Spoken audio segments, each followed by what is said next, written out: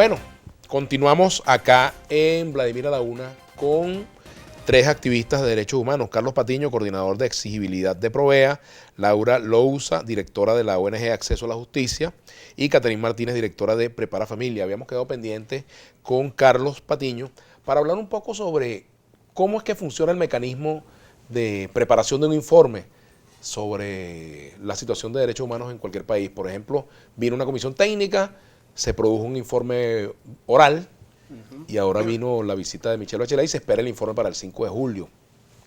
Vamos a hablar un poco de eso, ¿no? Sí, importante decir que esto es un proceso que viene desde 2017 con el anterior alto comisionado, que emitió dos informes bastante importantes. Uno luego de las protestas de 2017, donde habló que en Venezuela, en el contexto de manifestaciones, hubo violaciones de derechos humanos sistemáticas, generalizadas, contra la disidencia, con patrones de encarcelamiento, con patrones de represión. Luego, en 2018, el anterior alto comisionado habla también de la situación social, de su preocupación en cómo afecta la salud, la alimentación, la pobreza a las personas en Venezuela, y además la migración forzada, que sabemos que esto ha ocasionado. Y luego asume la doctora Michelle Bachelet la oficina de la alta comisionada, y inmediatamente el Consejo de Derechos Humanos de la ONU le encomienda este informe, le dice: tienes un año para hacer un informe.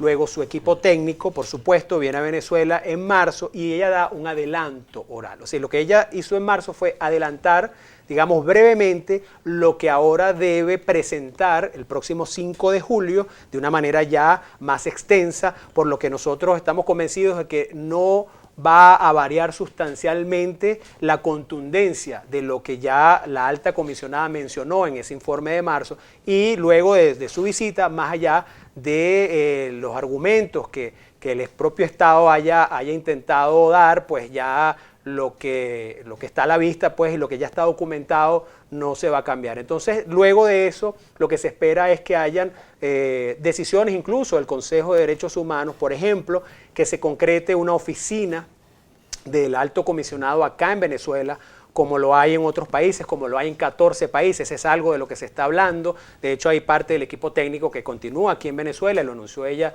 en su rueda de prensa. Hay que decir que 14 países, básicamente de África, de Oriente Medio, Colombia, por ejemplo, son los que han tenido oficinas del alto comisionado, un poco para ver la magnitud de lo que eso implica. Eso no ocurre en Suiza, por ejemplo. Eso no ocurre en Suiza.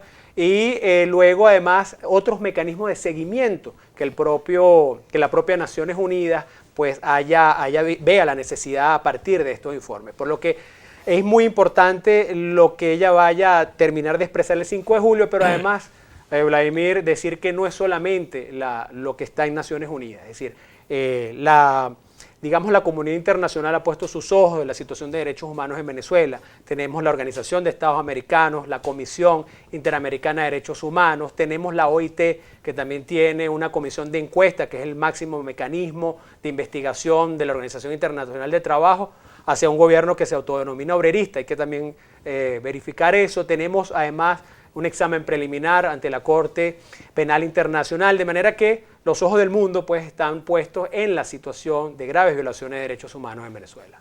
No sé si antes de entrar en el tema de salud y por supuesto en el de acceso a la justicia, ustedes quieren hacer algún comentario sobre lo que ha dicho Carlos, ¿no? Bueno, sí, en el caso del tema de la reunión y todo las reuniones que se sostuvieron en este tiempo con la visita de la señora Bachelet, particularmente en el tema de la salud había muchas expectativas, porque las madres de los niños, los médicos, bueno, nos decían qué más va a ocurrir. Estamos viviendo una situación de emergencia humanitaria compleja, para nosotros de instalación lenta, y creo que para todas las organizaciones, porque esto viene desde el año 2014 aproximadamente, se fue agravando, y realmente tenemos, imagínate, nada más una idea, un 85% de fallas en medicamentos, en insumos.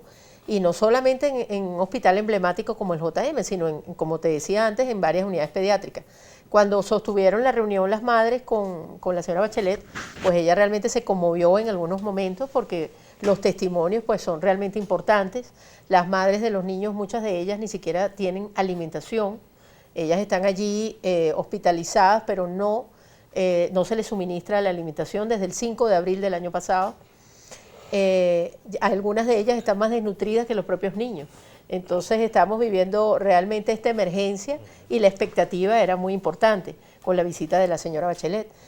Para nosotros realmente es muy importante que, como decía Carlos, la oficina se quede en Venezuela, se instale esta oficina, se quedan estos oficiales de la misión técnica que han hecho un trabajo realmente importante. Nosotros en el mes de marzo también nos reunimos con ellos, con un equipo de médicos y se le presentaron todos los informes. Así que este informe del 5 de julio que estamos a la espera de que sea entregado, dado a conocer, pues para nosotros es vital y esperamos que el tema de la salud y estos temas de vulneraciones, el derecho a la vida, al derecho a los servicios básicos, el derecho, de verdad que son muchos los derechos que se lesionan y esperamos que esté presente en ese informe porque realmente ellos tienen en sus manos, tanto la misión técnica como la señora Bachelet, pues muchísima información. Creo que conocen mucho lo que significa todo lo que hemos vivido en el país y ellas les faltaba solamente esta posibilidad de reunirse con las víctimas, porque no solamente fue con nosotros, sino también con otros grupos de víctimas, como familiares de víctimas, por ejemplo, de las protestas. Estuvo la señora Pernalete, madre de Juan Pablo Pernalete, o sea, estuvo la gente de Foro Penal, hubo varias organizaciones que se reunieron con sus víctimas, además de las nuestras. Entonces, es muy importante ese acercamiento, que ella pueda escuchar a las madres, a los médicos, lo que les está pasando, y eso realmente nosotros le debemos dar la importancia que tiene, ¿no? Laura Lousa, directora de la ONG Acceso a la Justicia. También un comentario en torno a esto, pero hay dos instituciones que también me imagino yo ameritaron comentarios de parte de ustedes allí en esta reunión, la Defensoría del Pueblo y la Fiscalía General de la República. Es correcto. Bueno, respondiendo primero supuesto. a la primera pregunta y complementando lo que dice Carlos, ella va a presentar este informe el 5 de julio en un contexto de sesiones que tiene ahora anuales el Consejo de Derechos Humanos. Van a durar hasta el 12 de julio esas sesiones y quizás allí también pueda haber una decisión del propio Consejo de Derechos Humanos de establecer un comité o una comisión de investigación a su vez sobre Venezuela. Ella sí hablaba, y lo dijo en su discurso, de activar otros mecanismos especiales de derechos humanos, como pueden ser la venida de relatores, informes especiales. Entonces esperamos que sea así y que haya ese apoyo técnico adicional por relatores independientes que puedan. Ya ha habido 9 relatores sobre Venezuela que han analizado detenciones Ahora, ¿cuántos de arbitrarias. esos relatores han venido a Venezuela? No, ninguno. Ninguno, pero ahí es un tema importante. ¿Qué ocurre si, por ejemplo, el Consejo de Derechos acordara enviar unos relatores? ¿O qué ocurre si, por ejemplo, el gobierno cambia de actitud y decide, mira, ahora no, en vista de que se ha manipulado pues el tema de derechos humanos, nosotros no aceptamos más visitas de órganos de esta naturaleza? Eso puede ocurrir. Puede ocurrir. Si ocurre, ¿qué opciones quedan? ¿Qué opciones le quedan a Michelle Bachelet como alta comisionada, por ejemplo?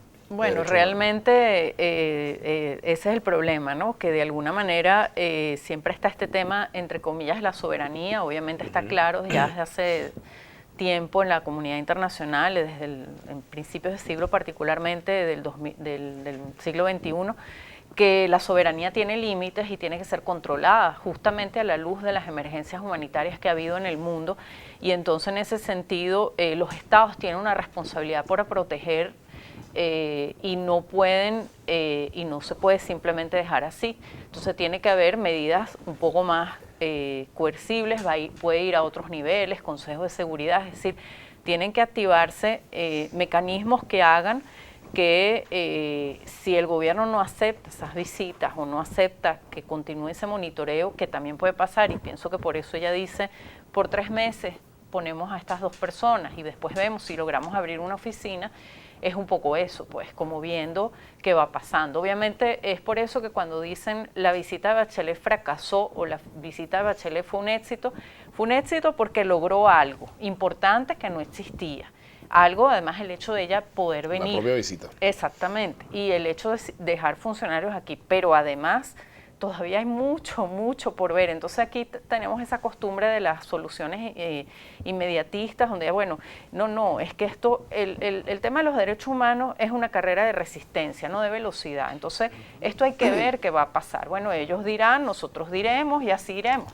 y poco a poco desvelando qué va pasando aquí, qué está pasando aquí y la gravedad de la situación para que el gobierno se incentive y se motive a tomar las acciones que debe tomar para parar esto y para enmendarlo también. Hay un tema que quiero que lo abordemos en la parte siguiente del programa. Tiene que ver con un planteamiento que hizo Michelle Bachelet con respecto a las sanciones económicas, ¿no?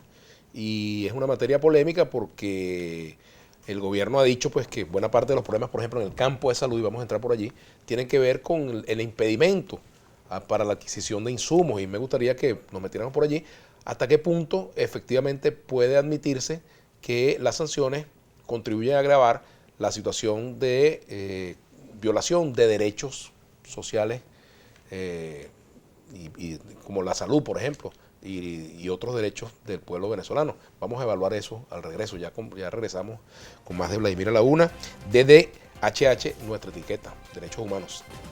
Desde HH a la Una.